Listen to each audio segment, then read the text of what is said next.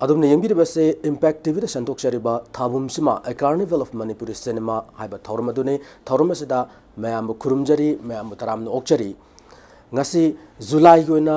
ꯂꯧꯈꯠꯆꯔꯤꯕ film maker ꯁꯛꯅꯥꯏꯔꯕ ꯁ꯭ꯔꯤ ꯂꯥꯏꯃꯌꯨꯝ ꯁꯨꯔꯖꯀꯥꯟꯇ ꯁꯔꯃ ꯍꯥꯏꯔꯤꯕ ꯑꯣꯖꯥ ꯑꯁꯤꯒꯤ ꯉꯁꯤ ꯎꯆꯒꯗꯧꯔꯤꯕ ꯐꯤꯜꯝ ꯑꯁꯤꯅ ꯍꯌꯦꯡꯅ ꯀꯅꯥꯅ ꯄꯥꯟꯒꯅꯤ ꯍꯥꯏꯔꯤꯕ ꯐꯤꯜꯝ ꯑꯁꯤꯅꯤ ꯐꯤꯜꯝ ꯑꯁꯤ ꯃꯌꯥꯝ ꯄꯨꯟꯅ ꯃꯤꯠꯌꯦꯡ ꯇꯥꯃꯤꯟꯅꯗ꯭ꯔꯤꯉꯩ ꯑꯣꯖꯥ ꯑꯁꯤꯒ ꯉꯥꯏꯍꯥꯛ ꯋꯥꯔꯤ ꯋꯥꯇꯥꯏ ꯁꯥꯕꯒꯤ ꯇꯥꯟꯖꯥ ꯑꯗꯨ ꯂꯧꯖꯒꯦ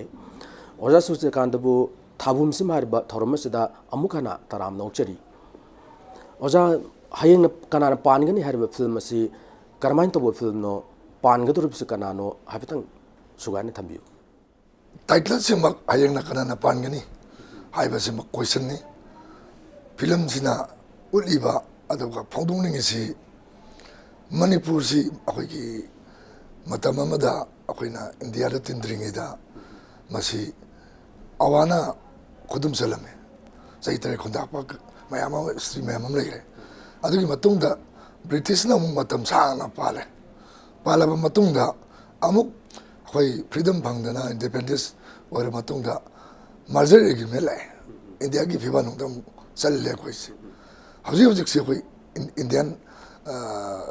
इंडिया का पुलिब स्टेट नमाइ तारे इंडिया की मनुंग चनबा अदु सिगी मतुंगदा अमु अखोइसि कनाना अमु अखोइसुबु ममांग पानग्रिब सुमाइना अखोइसि ब्रह्मादा संगदोरिब्रा थाईलैंड का पुनगदोरिब्रा चाइना का पुनदोरिब्रा हाइदगी अकीबा पोतु फिल्म सिना हंगजबा हाइतारे अदो इराबोटना अखोइगी लमयामदे इराबोटना पामजरम्बा मागी पांडम अदुदा बेस्ट ऑफ फिल्म हयंगना कनाना पानगनी हाइब फिल्म सिने अखोइगी लेबाक की ओइबा पॉलिटिकल सिनेरियो हाइतारेको सिदा युमफम ओइबा फिल्म याना सोजान ताकपिरी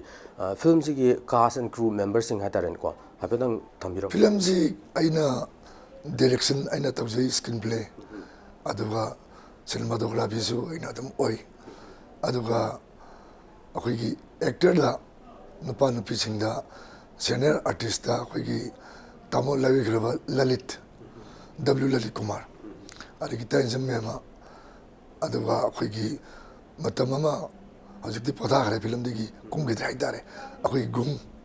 अदुगा सोनिया कोंगपाल अदुगा आर्टिस्ट अनौब मयाम अमुगा पुल्लगा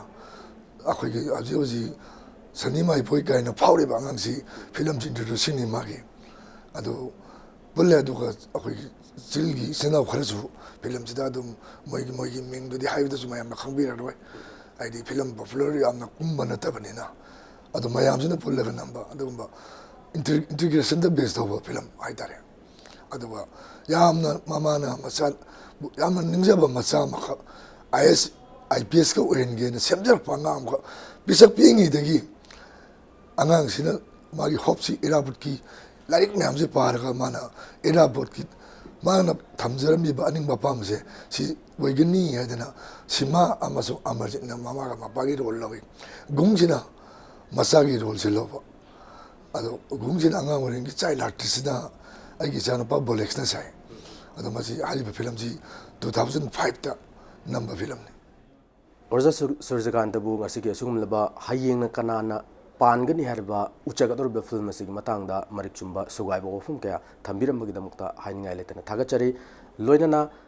येंगिरबा ख्वाइ पुमनमका इम्पैक्ट टीवी न संतोकचरिबा थाबुमसिमा a carnival of Manipuri cinema हाइना मिंगथोनजबा थौरम असिगी ngasi थमजरिबा फिल्म हयेंग कनाना पानगनी हरबा फिल्म असि मयाम पुना येंगमिनरसै